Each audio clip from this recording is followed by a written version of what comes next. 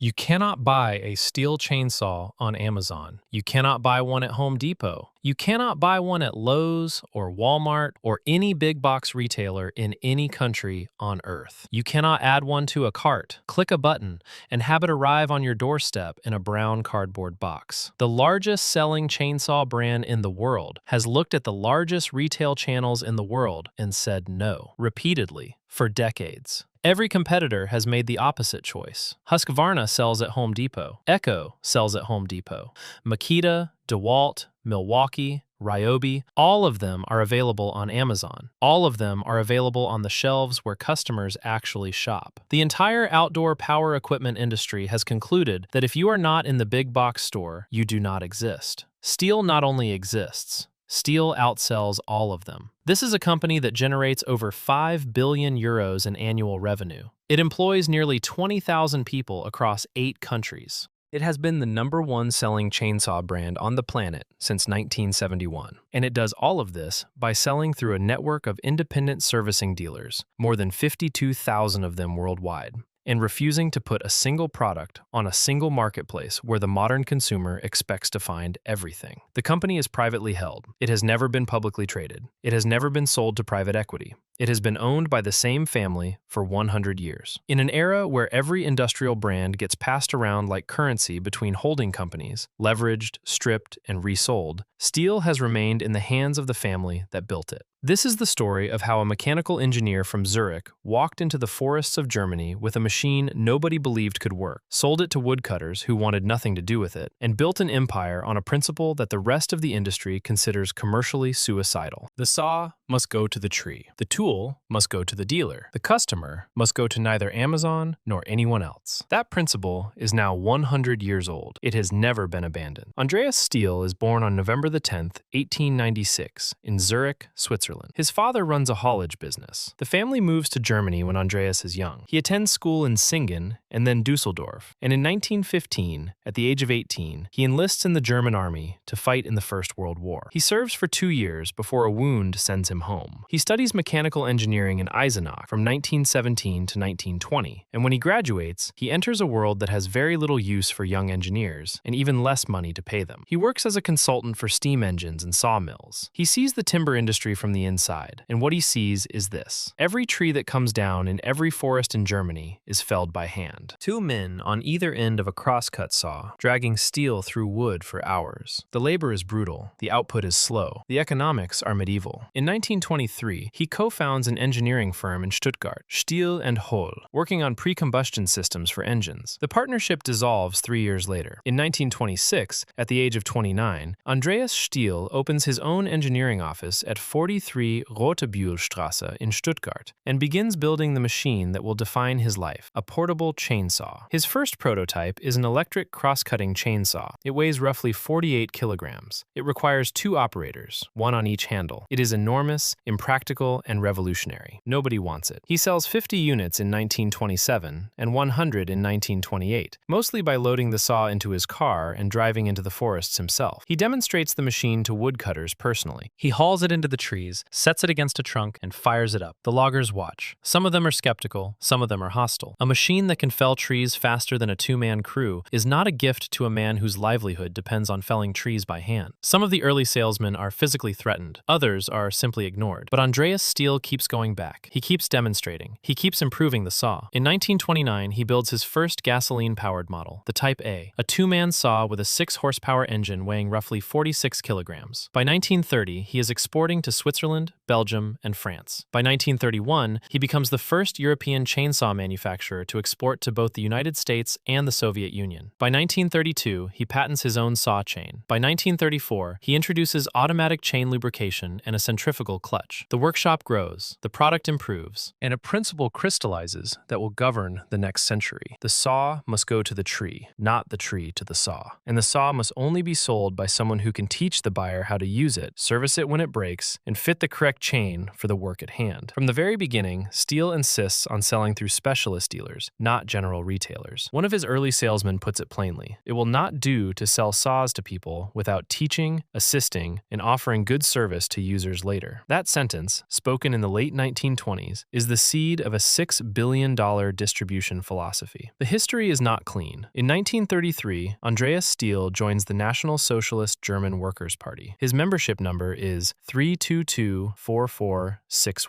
In 1934 or 35, he joins the Allgemeine SS, and by 1939, he holds the rank of SS Hauptsturmführer. His factory in Bad Cannstatt produces the KS-43, a standardized two-man chainsaw built for the Wehrmacht and the German forestry authorities. Chainsaws have strategic value in wartime Germany because wood is fuel. After the Reich is cut off from oil imports, hundreds of thousands of vehicles run on wood gas generators. Timber is not a luxury, it is a war material. The factory uses forced laborers. The exact number is disputed. A 1999 report cites approximately 40 foreign workers per year between 1939 and 1943. Local historians in Stuttgart put the figure higher, at up to 100, noting that the workforce grows from roughly 250 in 1939 to approximately 500 by the end of the war, and that the increase is predominantly composed of women and forced laborers. No definitive archival headcount has been published. The workers' nationalities are not specified in Stihl-specific sources, though forced laborers in the Stuttgart region are predominantly Polish and Soviet. The factory in Bad Cannstatt is badly damaged by Allied bombing in 1943 and 44. Production moves to Neustadt, a district of what is now Weiblingen, which remains the company headquarters to this day. In May 1945, Andreas Stihl is arrested by occupation forces. His company is seized and placed under a trustee. He is interned for approximately 3 years in a camp in Bavaria. In 1948, a denazification tribunal classifies him as a Mitläufer, a fellow traveler, the fourth of 5 categories. He is fined 500 marks, and his company is returned to him. In 1999, the company joins the German Industry Fund for Forced Labor Compensation. Hans-Peter Stihl, the founder's son and then president of the German Chambers of Commerce, publicly argues that German industry must participate. It is not about guilt or no guilt, he says. It is about the reputation of German industry. The company's own Centennial materials, published in 2026,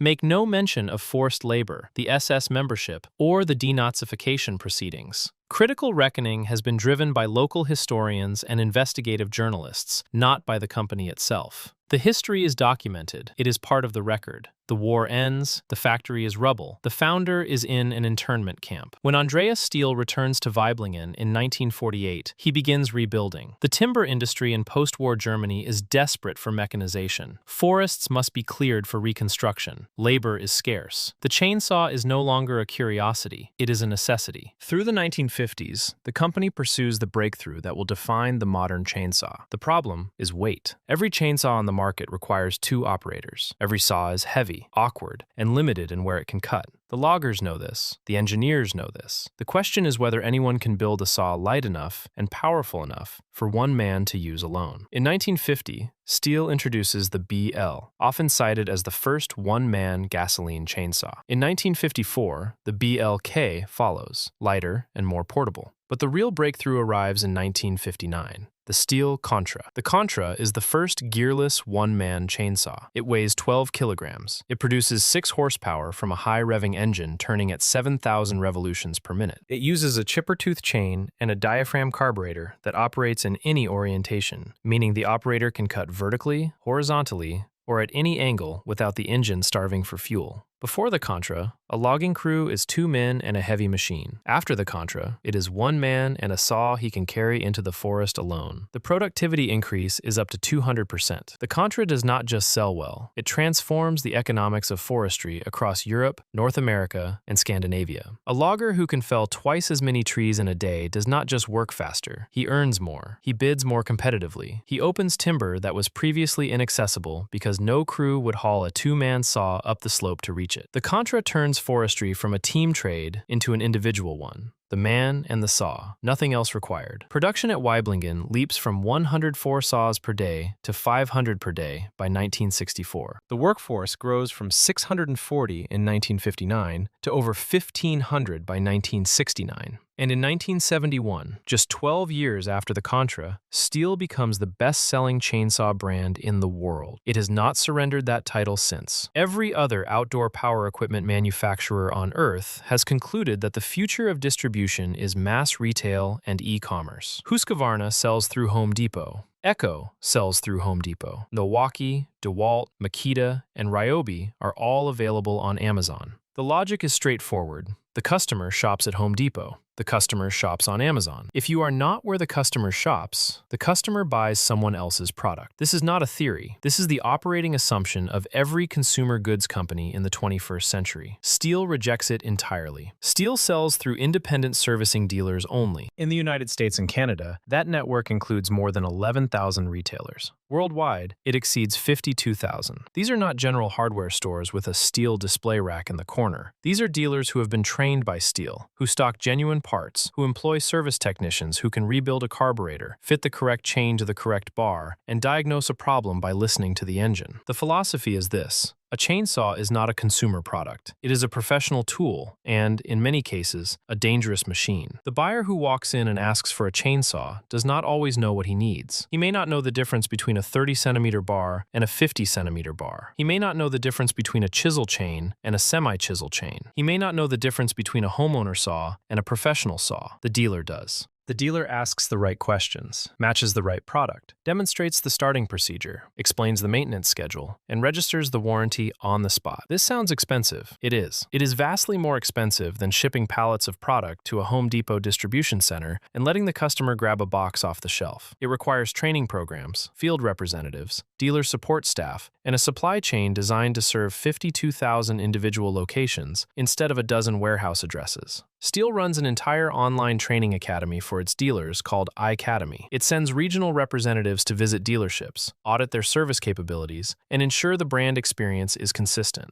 The conventional wisdom says this model cannot scale. The conventional wisdom says it leaves money on the table. The conventional wisdom says that a company that refuses Amazon is a company that refuses growth. The conventional wisdom is wrong. Stihl generates over 5 billion euros a year. It is the #1 selling brand of gasoline-powered handheld outdoor power equipment in the United States. It achieves this without a single unit sold through the 2 largest home improvement retailers in the country. There is a deeper logic. A chainsaw sold through a dealer is a chainsaw that comes back to the dealer for service, for chains, for bar oil, for replacement parts, for the next saw. The dealer relationship is not a single transaction. It is a recurring revenue cycle. The customer who buys a Stihl from a dealer returns to that dealer for everything the saw needs for the rest of its life. The dealer who sells a Stihl becomes an advocate for the brand because every Stihl sale generates years of follow-on revenue. The dealer is the moat. The relationship is the moat. The expertise is the moat. And the moat generates something that Amazon cannot: information. A dealer who sells 300 saws a year knows exactly which models are coming back for warranty claims and which ones run for a decade without a single service visit. He knows which chain pitch the arborists in his region prefer and which bar length the firewood cutters request. He knows when a professional customer is about to upgrade because the hours on the current machine are approaching the rebuild threshold. He feeds that information back to Stihl's regional representatives, who feed it back to the engineers, who feed it into the next product cycle. The data flows in both directions. Amazon gives you purchase history. A dealer gives you usage intelligence. The cost of losing that intelligence is invisible on a spreadsheet. The value of keeping it compounds over decades. There is a statistic that haunts Stihl's American marketing team. In the early 2000s, company research reveals that 60% of consumers in the United States believe Stihl products are available at Home Depot and Lowe's. 60%. The majority of the market assumes Stihl is already on the shelves where it has never been. The company responds not by capitulating to retail, but by launching a national advertising campaign built around a single word: why. Why Stihl is sold only at servicing dealers. Why the dealer model exists. Why the product requires a trained human being between the manufacturer and the buyer. The campaign is a bet that explaining the philosophy will prove more powerful than abandoning it. It works. Stihl becomes the #1 selling brand of gasoline-powered, handheld outdoor power equipment in America without ever entering the 2 stores that dominate the market. If you have ever walked into a Stihl dealer and been asked what you are cutting, how often you are cutting it, and how far you are carrying the saw before the first cut, you have experienced the model. The dealer is not selling you a product. He is solving a problem. The problem determines the product. The product determines the service. The service determines the loyalty. That is the system. The parallels to Hilti are striking. Hilti, the $6 billion Liechtenstein construction technology company we covered earlier on this channel, refuses to sell through distributors or hardware stores. Hilti employs its own direct sales force, puts its own representatives on construction sites, and increasingly leases tools instead of selling them outright. Hilti's model is one step more radical than Stihl's, because Hilti eliminates the independent dealer entirely and owns the entire relationship through employed salespeople. Stihl achieves similar depth through independent dealers rather than direct employees. Different architecture, same conviction. The tool is too important to be left on a shelf. Not everyone agrees. The French Competition Authority fined Stihl €7 million in 2018 for restricting online sales between 2006 and 2017. The ruling found that Stihl's requirement for in-person product handover effectively prohibited internet sales and eliminated one of the main advantages of online commerce. The fine was upheld on appeal and reduced to €6 million in 2022. The German Competition Authority, the Bundeskartellamt, challenged Stihl's dealer contract clauses in 2022. Stihl appealed, and the Düsseldorf Higher Regional Court overturned the ruling in 2024. The Bundeskartellamt has appealed again to the Federal Court of Justice. The case is ongoing. The regulators see a restraint of trade. Stihl sees the preservation of everything that makes the brand work. The product range expands methodically over the following decades, and the expansion follows the same principle that governed the founding: build tools for people who use tools for a living. In the 1960s and 70s, Stihl introduces electronic ignition, anti-vibration systems that isolate the operator's hands from engine oscillation, and the quick-stop chain brake, a safety mechanism that stops the chain in a fraction of a second when the front handguard is triggered. Before the chain brake, kickback injuries are endemic. A spinning chain that catches a branch wrong and throws the bar upward into the operator's face is not a freak accident. It is a statistical certainty for anyone who runs a chainsaw long enough. The chain brake does not eliminate kickback. It limits the damage. The difference is measured in faces, fingers, and lives. The company moves beyond chainsaws. Brush cutters, hedge trimmers, blowers, pressure washers. The Combi system, a single power head that accepts interchangeable attachments for trimming, edging, pole sawing, and cultivating. Each product enters a market already served by competitors, and each product is sold exclusively through the dealer network. Each product generates its own service cycle, its own parts demand, its own returning customer. In 1969, Stihl introduces the Oil-O-Matic saw chain, engineered for reduced friction and longer life. In 1992, the company acquires Vike, an Austrian garden equipment manufacturer, expanding into lawnmowers and tillers. In 2008, Stihl acquires Zama, a carburetor manufacturer with operations in China and the Philippines, verticalizing a critical component of the supply chain. In 2023, it acquires Mogatech, a German garden tool company. This is a company that makes its own guide bars. It makes its own saw chains in a factory in Ville, Switzerland. It makes its own engines. It is one of the only chainsaw manufacturers on Earth that produces its own bars, chains, and power heads under one roof. The vertical integration is not an efficiency play. It is a quality control play. When a Stihl dealer fits a chain to a bar and a bar to a saw, every component in the system was manufactured by the same company. A chainsaw operator who runs a professional saw for 8 hours a day feels the difference in his hands, his wrists, his forearms, and his shoulders. Vibration is not discomfort. It is a cumulative injury. Hand-arm vibration syndrome damages the nerves and blood vessels in the fingers and hands permanently. A logger who runs cheap equipment for 20 years does not retire with sore wrists. He retires with white fingers that cannot grip a cup of coffee. Every anti-vibration system, every rubber dampening mount, every engineering decision that reduces the oscillation transmitted from the engine to the handles is a health intervention. Full stop. Meanwhile, the competitive landscape shifts violently around Stihl. In the outdoor power equipment industry, the acquisition catalog reads like a casualty list. Husqvarna, publicly traded in Stockholm, passes through Electrolux ownership before being spun off. Echo is owned by Yamabiko Corporation in Japan. Craftsman is ripped from Sears and absorbed into Stanley Black & Decker. The Oregon chain and bar brand is sold to Blount International, then Platinum Equity, then resold again. Milwaukee, the power tool brand, is sold 4 times in 30 years before landing at Tektronic Industries in Hong Kong. TTI now pushes Milwaukee-branded outdoor power equipment directly against Stihl. DeWalt, which exists exists only because Black & Decker resurrected a dead brand name, enters the outdoor space as a flanking move from a conglomerate that reported over $13 billion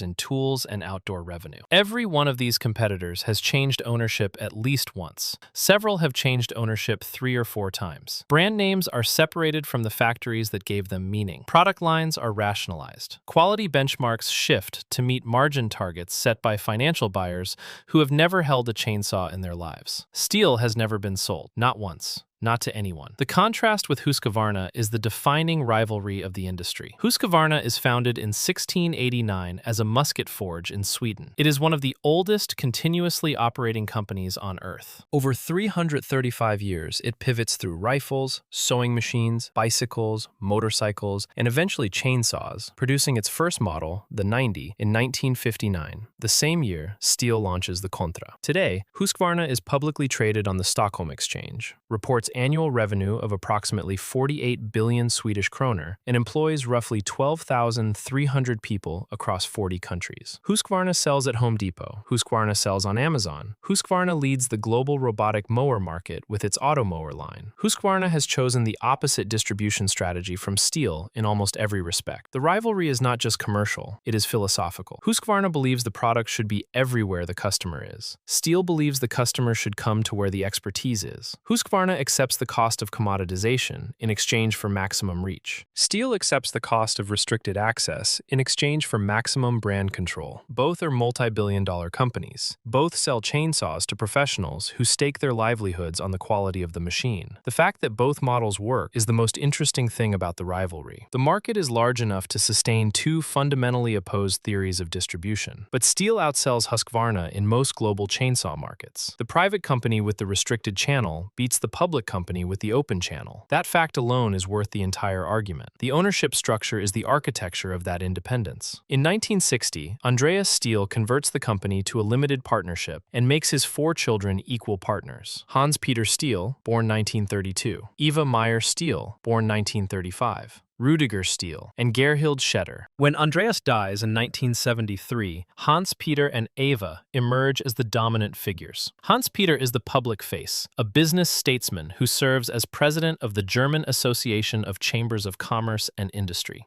Eva is the financial backbone, a careful, conservative operator who insists on self-financing and rejects dependence on bank loans. Hans Peter later describes her as a necessary correct that tends more towards caution. The Swabian creed of spending only what you earn, never borrowing what you cannot repay, becomes the company's financial constitution. In 1995, the family places all companies under Stihl Holding AG and Company KG. In 2002, the family withdraws from day-to-day operational management and installs a non-family executive board. This is the critical transition. The family retains ownership and strategic control through the advisory and supervisory boards. The operations are run by professionals. The current executive board chairman is Michael Traub, leading a 5-member team. The advisory board of the holding company is chaired by Nicholas Stihl, Hans Peter's son, and a member of the 3rd generation. The structure is deliberate. The family governs, the professionals manage, the company self-finances. In 2024, the equity ratio stands at 69%. Capital expenditure of 349 million euros is funded entirely from operating cash flow. There is no leveraged balance sheet. There is no private equity sponsor extracting dividends. There is no public market demanding quarterly earnings growth. Eva Meyer Stihl, who dies in 2022, leaves behind more than a financial legacy. She founds the Andreas Stihl Foundation in 1986, later renamed the Eva Meyer Stihl Foundation, which funds forestry science, a forest genetics professorship at the University of Freiburg, the Stuttgart Cancer Center, and the National Heritage Trees Initiative. The family has done what almost no industrial family manages to do. 3 generations of control, no public listing, no sale, no fragmentation, no hostile takeover. In an industry where every competitor has been bought, sold, merged, or stripped, the Stihl family has simply said no. The patience of private ownership makes possible the strategy that public markets would never tolerate. 52,000 dealers is not efficient. Refusing Amazon is not rational by the metrics of a quarterly earnings call. Training programs, field representatives, service infrastructure, none of this maximizes short-term margins. All of it maximizes long-term brand value. And long-term brand value value requires owners who measure in decades, not quarters. Today, the company generates €5,328.7 million in annual revenue. Nearly 20,000 employees work across manufacturing facilities in 8 countries. The largest production site is not in Germany. It is in Virginia Beach, Virginia, a campus of over 1 million square feet, employing more than 2,000 people, running 24 hours a day, producing 275 model variants, and manufacturing every trimmer line Stihl sells worldwide. The Virginia Beach plant is among the most automated consumer goods factories outside the automotive industry, with more than 150 robots on the production floor. A guide bar manufacturing facility opened on the same campus in 2007 and was expanded with a $49 million investment announced in 2022. Battery pack production began at Virginia Beach in 2022 and 2023 with a $60 million investment. 90% of Stihl's revenue comes from outside Germany. The largest single market is North America, representing approximately 1/3 of global sales. The company operates through 44 sales and marketing subsidiaries, roughly 120 importers, in over 160 countries. The future presses in from 2 directions at once. The first is regulatory. In California, regulators found that small off-road gasoline engines, the type that power chainsaws, trimmers, and blowers, had surpassed passenger cars as the state's largest source of smog-forming emissions. A commercial leaf blower run for 1 hour produces pollution equivalent to driving a new car approximately 1,100 miles. California banned the sale of most new small off-road gasoline engines, starting with model year 2024. New York and Washington are following. Together, these states represent roughly 15% of United States demand. The second is competitive. Chervon's EGO brand is the most disruptive pure battery entrant in consumer outdoor power equipment. It sells on Amazon, it sells at Lowe's and Home Depot. It requires no dealer, no service training, no chain fitting expertise. It arrives in a box. It plugs into a charger. It works. For a homeowner with a quarter-acre lot who needs a leaf blower and a string trimmer, EGO is exactly as much tool as they will ever need. Stihl's response is neither denial nor panic. It is dual technology leadership. The company has sold battery products since 2009, starting with cordless hedge trimmers and expanding year by year. It now offers more than 80 cordless tools across 3 system tiers: the AK system for homeowners, the AP system for professionals, and the compact AS line for lighter applications. The AP batteries deliver between 1,500 and 2,500 charge cycles, depending on the model. The engineering and cell assembly are done in-house, first at Virginia Beach, and then at a new dedicated battery and electric tool plant in Oradea, Romania, which opens as the company's 8th manufacturing site. In 2024, battery products represent 25% of Stihl's unit sales globally. In Germany and Switzerland, where environmental regulation and consumer preference have shifted earliest, that figure exceeds 60%. The company targets 35% battery by 2027 and 80% by 2035. The transition is real. It is also unfinished, and it raises a question that the dealer model must answer. A homeowner buying a battery-powered string trimmer does not need a dealer to fit a chain, mix 2-stroke fuel, or adjust a carburetor. The battery tool arrives charged, ready to use, and largely maintenance-free. If the product no longer requires expert setup, does the dealer model still hold? Stihl's answer is that the dealer provides more than technical service.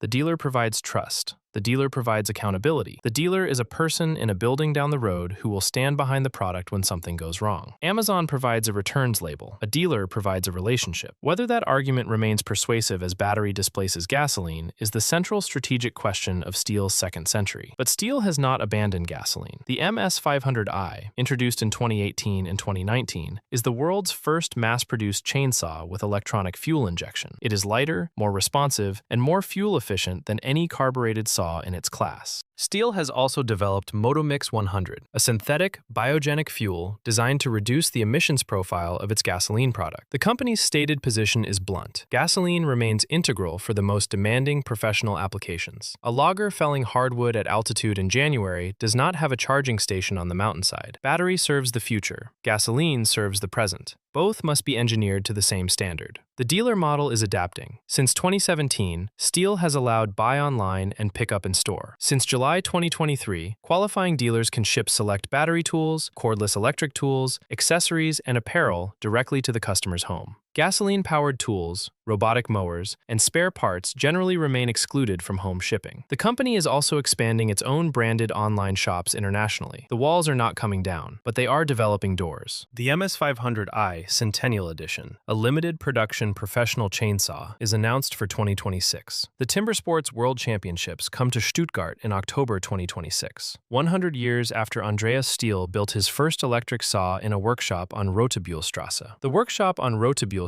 is gone. The factory in Bad Cannstatt is gone. The post-war rubble, the egg cup and pencil sharpener equivalent that every German manufacturer was reduced to, that is gone too. Andreas Stihl himself is gone, dead since 1973. Eva Meyer-Stihl, the financial backbone of the second generation, is gone, dead since 2022. But the dealer network endures. The family ownership endures. The conviction that a chainsaw is not a commodity to be sold on a shelf endures. Somewhere today, in Oregon or Bavaria or New South Wales, a logger walks into a Stihl dealer. He does not browse. He does not compare prices on his phone. He tells the dealer what he is cutting, how far he is carrying the saw, and how many hours a day he runs it. The dealer reaches behind the counter and pulls the right machine off the rack. He fits the chain. He checks the tension. He starts it once to make sure it runs clean. He hands it across the counter. That transaction looks inefficient. It looks expensive. It looks like a relic of an era before algorithms and one-click ordering and overnight ship. Every rule of modern retail says it should not work. Every competitor has abandoned it. Every marketplace has made it unnecessary. Consider what the alternative looks like. A homeowner searches for chainsaws on Amazon. He sorts by price. He reads reviews written by people who have owned the saw for 3 weeks. He picks the one with the most stars and the lowest number. It arrives in 2 days. He opens the box. He fills it with fuel he mixed himself, using a ratio he found on a forum. He starts it. He cuts. The chain is too loose. He does not know. The bar oil reservoir is empty. He does not check. The chain catches a knot, kicks back, and the saw comes at his face. There is no chain brake because the model he bought does not have one. There is no dealer who showed him how to hold the machine. There is no one. Stihl looks at that scenario and sees everything its founder spent a century trying to prevent. The saw must go to the tree, but it must go through someone who understands it first. Stihl does not care what every rule says. Stihl does not care what every competitor does. Stihl cares what the logger holding the saw needs. And what the logger needs is not a box on his doorstep. It is a machine that is set up correctly, serviced locally, and built by a company that answers to a family, not a stock ticker. 5 billion euros, 52,000 dealers, 100 years, no public listing, no private equity, no Amazon. If you have run a Stihl on a job site, in a forest, or on a piece of land that has been in your family for generations, we want to hear your story. Drop a comment below. Tell us the model, the year, and whether it is still running. Because the stories that matter most in this industry are not the ones in the annual reports. They are the ones in the hands of the people who do the work. That is the model. That is the moat. That is Stihl.